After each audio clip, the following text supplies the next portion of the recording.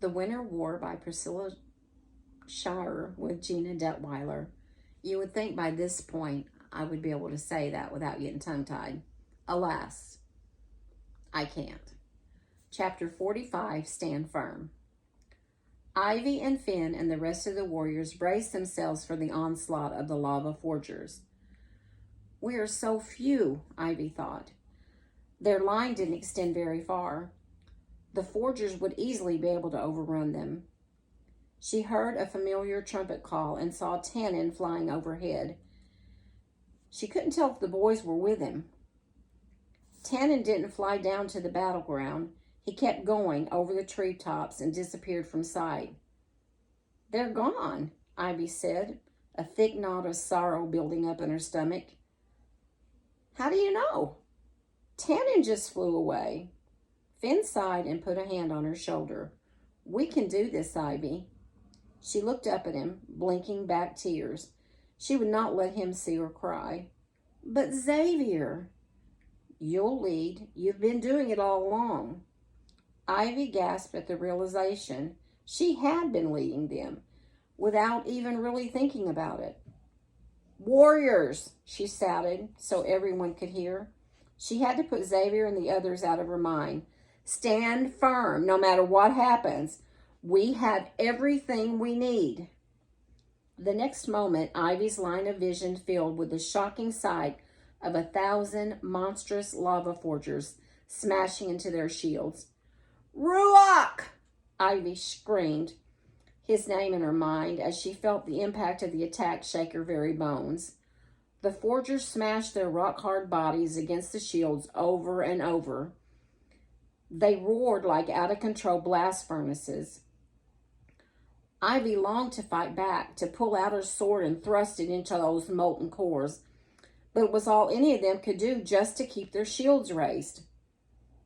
The sky overhead darkened suddenly, and Ivy looked up to see the air filled with bone breakers and ants that had been released from the fallen sky pod. They swooped down over the prince warriors, their terrible shrieks joining the roars of the forgers. The bone breakers dove at the seed shields as if trying to peck at the sparkling lights, while the ants released a torrent of poisonous darts.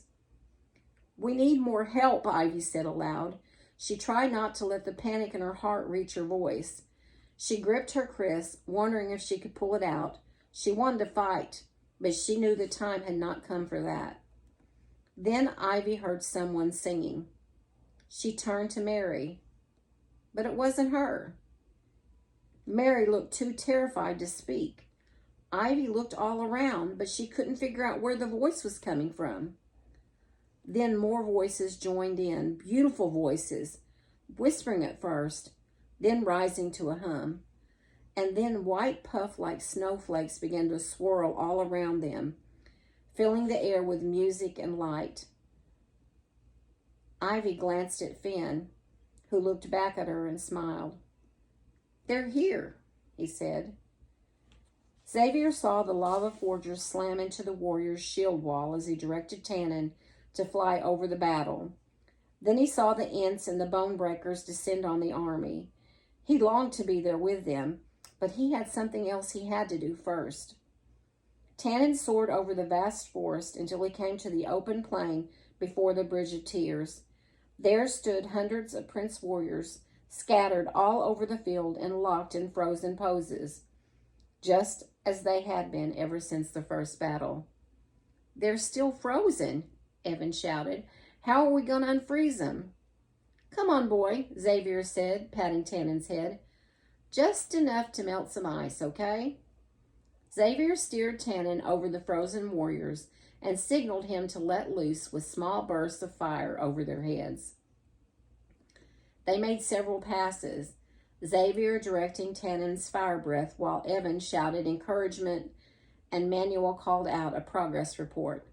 By the fourth pass, the warriors had melted enough that they could move their heads and release their arms. They wriggled out of their ice prisons and gazed around in wonderment at where they were. Some saw the dragon circling above them and drew their swords as if preparing for an attack. Don't be afraid, Xavier shouted down to them. "We've come to help." The warriors gaped in awe at the sight of 3 boys mounted on the back of a dragon. Xavier directed Tannen to land. The warriors saw what was coming and scattered quickly as Tannen did his usual belly flop landing. Xavier slid down the side of Tannen's belly and set his staff on the ground before them. "There's a battle at the mountain. We need your help." Murmurs rose up from the warriors, who were still somewhat confused by what was going on. One of them, an older boy, stepped toward him. He was even taller than Xavier. "Aren't you the one who led your friends into a trap?" he asked. "We'll not follow you." "You have to," Evan shouted, coming to stand beside his brother. "Xavier is right this time. Look, he has Ruach's staff." Xavier held up the staff for them all to see. "That is just an ordinary stick," said the tall boy. "I'll prove it to you." He reached out and grabbed the staff from Xavier's hand. Instantly, the staff began to wiggle and hiss like a snake. The boy screamed and let go. The staff fell to the ground, an ordinary staff once again. "That thing's alive!" the tall boy cried. Xavier bent down and calmly picked up the staff. The jaws of all those watching dropped. Some of them started to snicker. "How did you do that?" asked the tall boy. "Is that some sort of trick?" "I think he's telling the truth," said another boy. "It's just a trick," said the first boy.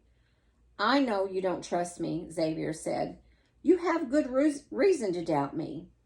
But you have to believe me when I tell you that dozens of prince warriors are battling right now at the foot of the mountain, and everything is at stake.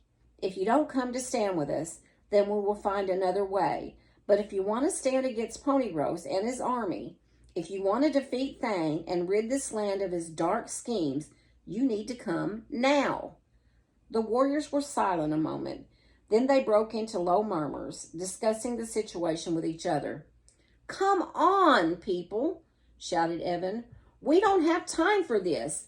We've got to go now." "I'm with you," one of the warriors stepped forward and presented his sword. "Me too," said another. Soon all the warriors were committed to the fight, including the tall one who had grabbed the staff. "What are we waiting for?" shouted Evan. "Let's get this show on the road."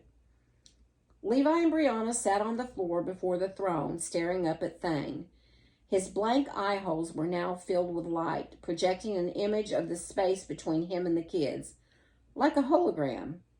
It showed the lava forgers charging down the mountain and crashing into the Prince Warrior's shields. The image switched to the forest where the Ascalons were struggling to move. Thang growled and shot to his feet, clearly agitated. "The Ascalons are stuck," Levi whispered. Thang began to rant, making unintelligible noises. The bone breakers started squawking and flapping their wings. "He's pretty mad," said Levi. "I'm going for the pot," said Brianna. She could see them discarded on the floor several feet away from them.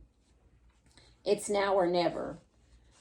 Brianna started to crawl toward the pots very slowly, so Thane or the guards wouldn't notice her.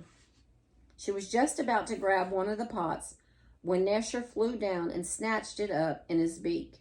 The other bone breaker then made a grab for the second pot. They shrieked in triumph as they flew back to their perches, the pots firmly in their beaks. "Stupid birds," Brianna muttered. The movement of the birds caught Thane's attention. He roared for his guards and pointed to Levi and Brianna. "Kill them!" Brianna scrambled back to Levi. They jumped to their feet and pulled out their swords as the lava forgers thundered toward them with outstretched arms. "Don't touch them!" The voice boomed in the fortress, bringing even the forgers to a standstill. "Ruach?" Levi spun around, searching for the source of the voice, but it wasn't Ruach. It was Levi's father.